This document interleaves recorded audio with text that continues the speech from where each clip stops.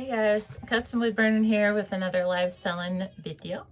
Today should be a quick one. I just want to touch on this concept of a live seller's persona. Live seller's persona. Showing up into the live sales space is comes with a learning curve. It's kind of tricky to adapt into. It's like a learning curve of adapting into who we are as a live seller, who we are in the spotlight, who we are as a 1000% visible, transparent, real-time, all the things, vulnerable, fully accountable business owner that's exposed to the global public, all these things. It's a very, it's a lot. It can be a lot. And there's this debate almost sometimes of, there's a common thread that is authenticity is key and for the win. But there's a little bit of debate around, how authentic is too authentic. And not to say folks should not be authentic, but the offer with this is to consider authenticity in the light of a persona, a live seller's persona. And so essentially, and this is just a chew, but when we are live selling, this is a job, this is a business, this is an income generator. There is a relationship with viewers and customers that we have to maintain. This is a forward-facing operation that comes with different expectations than if we just have friends over at our house type of thing. And I think the area of where that line is drawn can be gray because most of us are streaming from our houses, from our living rooms, our kitchens, our bedrooms, we see even like from our cars, this kind of thing. And so it's a very flexible business operation. And so, you might be sitting and having lunch talking to your audience. There's different people can get away with different things. I don't want to say there's a right and wrong way to do it, but the offer is to consider and try and determine a persona. This is to say who we are in the difference between who we are just like hanging out with our friends and who we are specifically as a live seller, because some things can be left at the door when we are pushing that go live button. What I wrote down here was 4 bullets essentially, and I'll try to go through these quick. Welcoming, confident, professional, and consistent. So to buzz through them, I suppose, the things that I think can factor into this are that I see people get stuck with, is why they kind of make this list, is because it's social selling. Live selling is social selling.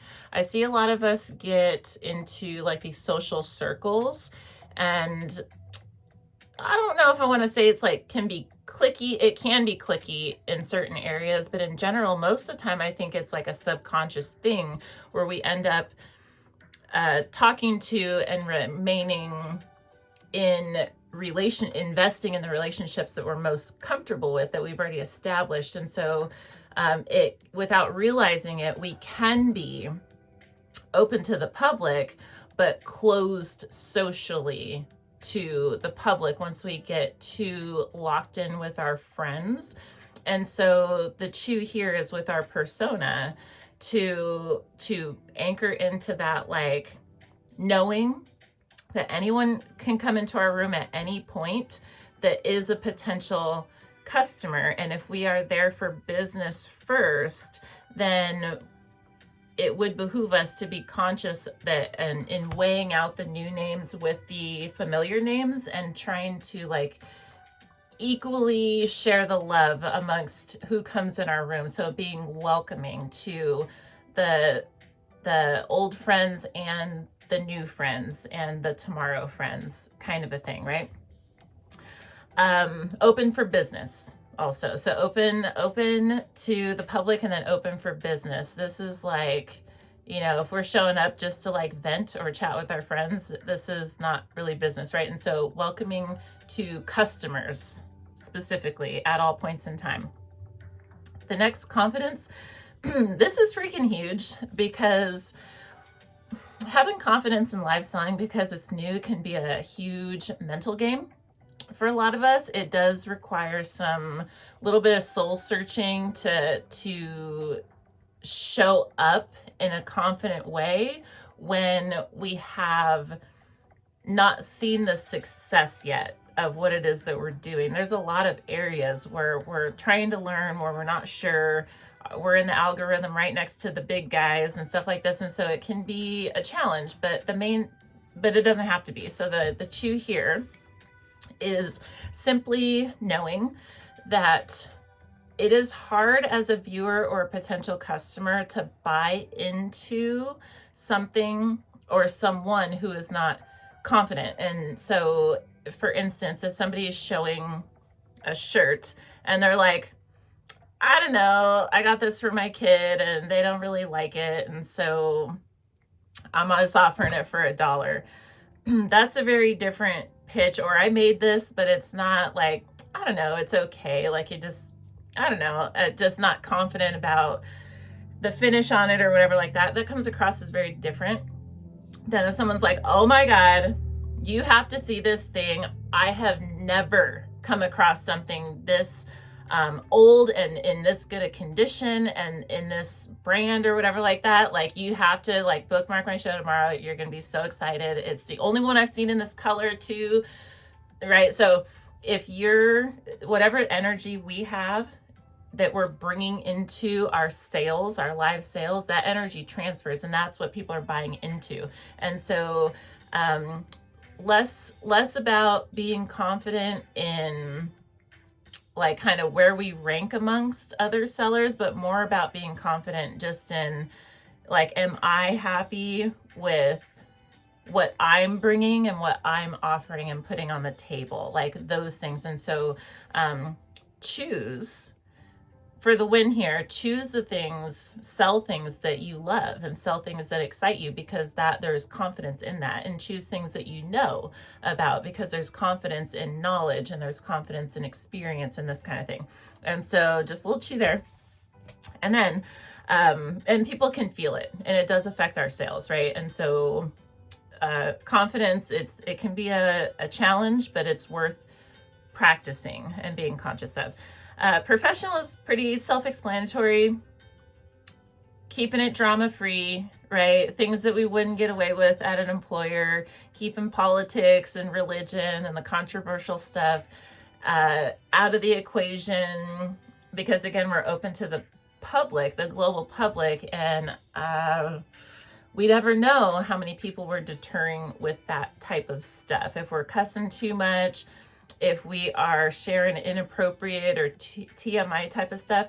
And don't get me wrong, there's something for everybody. So if it's within someone's authentic self to do any of the things, then by all means, do you, boo.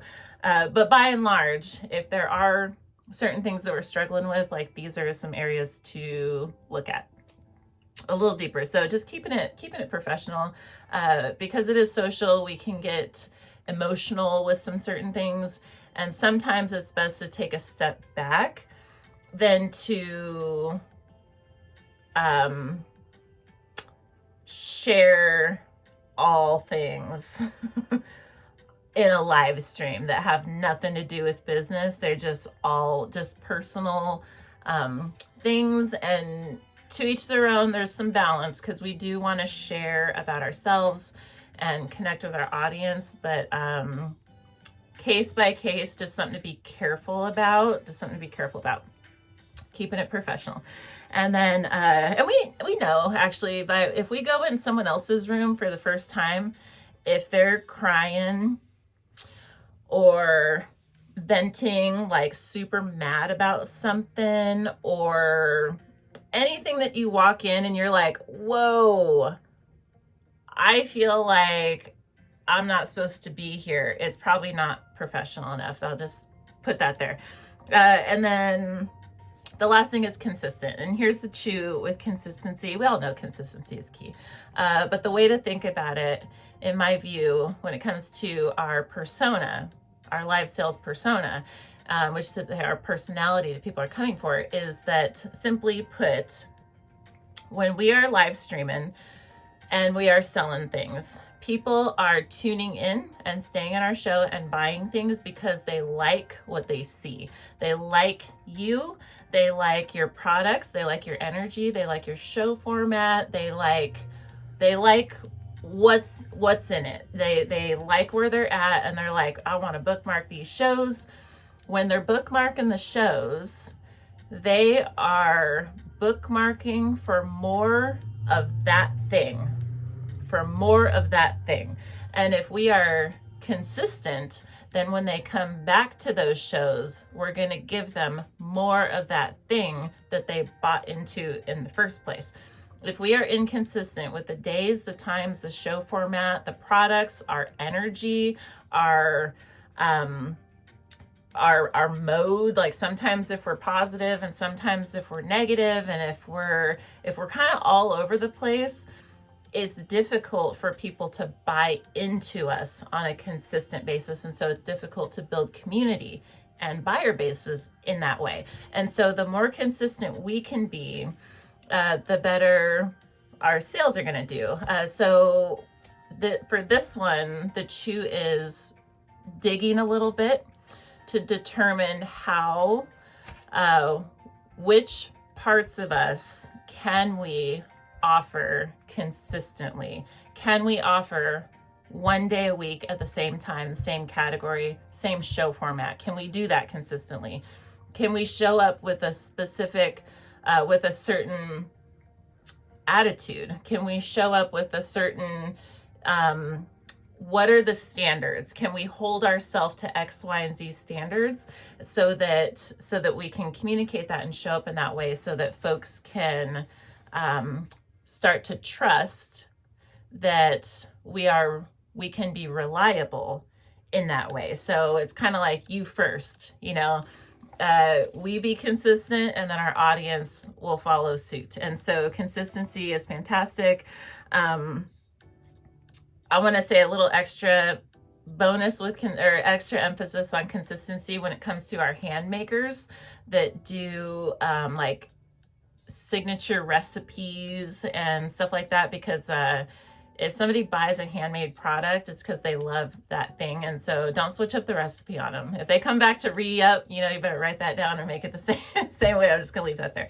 So anyway, what did I write down here? Just to build and factor these into strategy, because these things make up our parts of our persona, and this persona that we can craft and offer is a huge part of the buyer experience. And so that is the chew for today. I hope there's some value found in this. If you do like this kind of stuff or find value like this with stuff like this, please let me know by giving it a thumbs up. And otherwise, we will cap it here. And I just want to wish you a live selling. And I hope to see you next time, because we'll be here every day for another 300 days, I think, talking about live selling. So in the meantime, happy live selling, and I will see you next time. Bye-bye.